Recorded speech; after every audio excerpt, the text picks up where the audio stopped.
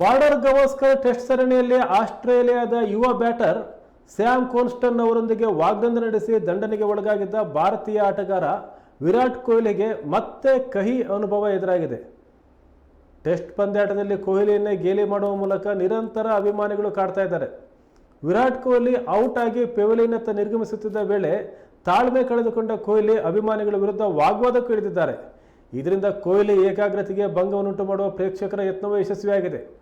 36 run ಗಳಿಸಿದ್ದ Kohli ಮಗದೊಮ್ಮೆ ನಿರಾಸೆ ಮಾಡಿದ್ದು Australia ತಂಡದ ಅಭಿಮಾನಿಗಳಿಗೆ ಮಾತ್ರ ಭಾರೀ ಖುಷಿ ತಂದುಕೊಟ್ಟಿದೆ. ಔಟ್ ಆಗಿ ಡ್ರೆಸ್ಸಿಂಗ್ ರೂಮ್ನತ್ತ ಸಾಗಿದ ಕೊಹ್ಲಿ ಪುನಃ ಹೊರಗೆ ಬಂದು ಅಭಿಮಾನಿಗಳ ಜೊತೆ ವಾಗ್ವಾದಕ್ಕಿಳಿದಿದ್ದು ಸಾಮಾಜಿಕ ಜಾಲತಾಣದಲ್ಲಿ ಈ ವಿಡಿಯೋ ಭಾರೀ ವೈರಲ್ ಆಗಿದೆ.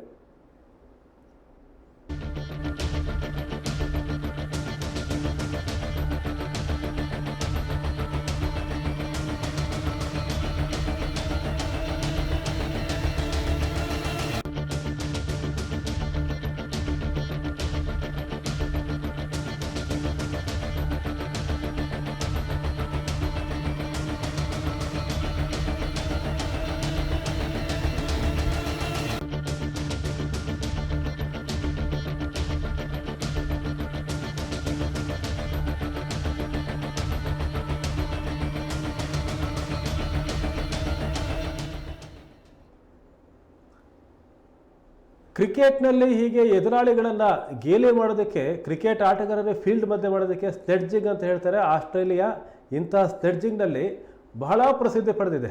ಎದುರಾಳಿಗಳ ಮಾನಸಿಕ ಸ್ಥೈರ್ಯವನ್ನು ಕುಸಿಯುವಂತೆ ಮಾಡಿ ಪಂದ್ಯವನ್ನು ಗೆಲ್ಲುವಂಥ ಒಂದು ಕೆಟ್ಟ ಪರಂಪರೆಗೆ ಕುಖ್ಯಾತಿ ಪಡೆದಿದೆ ಆಸ್ಟ್ರೇಲಿಯಾ. ಈಗ ವಿರಾಟ್ ಕೊಹ್ಲಿಗೆ ಆಸ್ಟ್ರೇಲಿಯಾ ಕ್ರಿಕೆಟ್ ಅಭಿಮಾನಿಗಳು ಮತ್ತೆ ಕಹಿ ಅನುಭವವನ್ನುಂಟು ಮಾಡಿದ್ದಾರೆ. ಆಟಗಾರ ಅವರ ಏಕಾಗ್ರತೆಗೆ ಭಂಗ ತರುವಂಥ ಪ್ರಯತ್ನವನ್ನು ಮಾಡಿದ್ದಾರೆ ಪ್ರೇಕ್ಷಕರು. ವಿರಾಟ್ ಕೊಹ್ಲಿ ಅವರು 36 ರನ್ಗೆ ಔಟ್ ಆಗಿ ಪೆವಿಲಿಯನ್ಗೆ ವಾಪಸ್ ಆಗ್ತಾ ಇರಬೇಕಾದ್ರೆ ಗೇಲಿಯನ್ನು ಮಾಡಿದಾಗ ವಿರಾಟ್ ಕೊಹ್ಲಿ ಅವರು ವಾಪಸ್ ಹೋದವರು ಮತ್ತೆ ವಾಪಸ್ ಬಂದು ಅವ್ರ ಜೊತೆ ವಾಗ್ವಾದಕ್ಕೆ ನಿಂತಿದ್ದಾರೆ.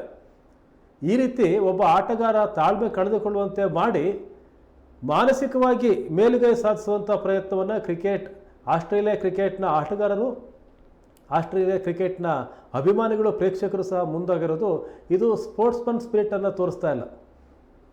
ಹಾಗಾಗಿ ಇದಕ್ಕೆ ಒಂದು ಕಡಿವಾಣ ಬೀಳಬೇಕು, ಆಟವನ್ನು ಆಟವಾಗಿ ನೋಡಬೇಕು. ಈ ಹಿನ್ನೆಲೆಯಲ್ಲಿ ವಿರಾಟ್ ಕೊಹ್ಲಿ ಅವರ ತಾಳ್ಮೆಯನ್ನು ಕೆದಕುವಂಥ, ಅವರ ಏಕಾಗ್ರತೆಯನ್ನು ಕದಡುವಂಥ ಕೆಲಸಗಳು ಮುಂದಿನ ದಿನಗಳಲ್ಲಿ ಆಗಬಾರ್ದು ಅಂತೇಳಿ ಭಾರತೀಯ ಕ್ರಿಕೆಟ್ ಅಭಿಮಾನಿಗಳು ಆಶಿಸ್ತಾ ಇದ್ದಾರೆ.